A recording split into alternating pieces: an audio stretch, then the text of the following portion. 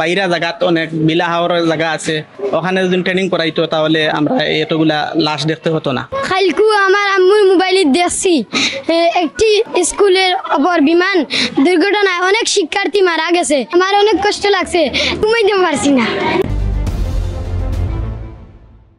ঢাকার একটা ঘটনা ঘটছে যে এত শিশু, এত স্কুলের বাচ্চারা যে মারা গেছে, এটাই আমরা অনেক দুঃখিত এবং মর্মাহত। কারণ এতগুলা শিশুর প্রাণ গেছে, অনেক কষ্ট লাগছে, অনেক হৃদয় বিদারক ঘটনা, তা মানিয়ে নেওয়া যায় না। কিন্তু এগুলার যে হয়েছে গিয়া ট্রেনিং করাইতে হইলে ঢাকা শহরের মতো জায়গায় ট্রেনিং করা নিয়ে আসলে ঠিক না। কারণ হইল কি, এইখানে অনেক গণবসতি, একটা শহর, একটা দেশের শহর, এখানে ট্রেনিং না করানোটাই বেটার আসলো। কারণ হইল কি, আছে বাইরা জায়গাত অনেক বিলা হাওয়ার জায়গা আছে, এগুলাত মনে করো প্লেস বানাইয়া ওখানে যদি ট্রেনিং করাইতো তাহলে আজকে আমরা এতগুলা লাশ দেখতে হতো না।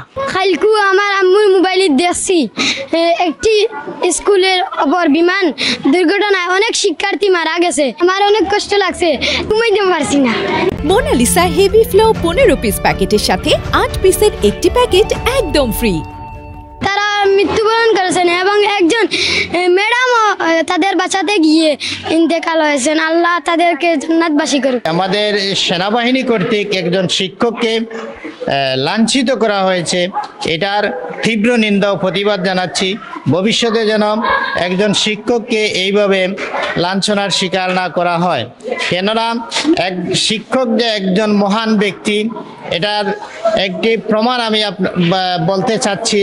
এটা গতকালকে আমাদের একজন ওই স্কুলের মাইলস্টোন স্কুল অ্যান্ড কলেজের একজন শিক্ষিকা, উনি ইচ্ছা করলে নিজের প্রাণটা বাঁচাতে পারতেন, কিন্তু তিনি শিক্ষার্থীদের জীবনের মূল্যকে অগ্রাধিকার দিয়ে উনি নিজেও মৃত্যুবরণ করেছেন। গতকাল মাইলস্টোন স্কুল অ্যান্ড কলেজে বিমান দুর্ঘটনায় নিহত শিক্ষার্থীদের আত্মার মাগফিরাত কামনা করি এবং হসপিটালে অবস্থানরত শিক্ষার্থীদের দ্রুত সুস্থতা কামনা করি। পরিশেষে আমাদের দেশের সরকারের বিনীত আহ্বান জানাচ্ছি যে গণবসতিপূর্ণ এলাকায় যেন আর ভবিষ্যতে যেন বিমান প্রশিক্ষণ আর না হয়।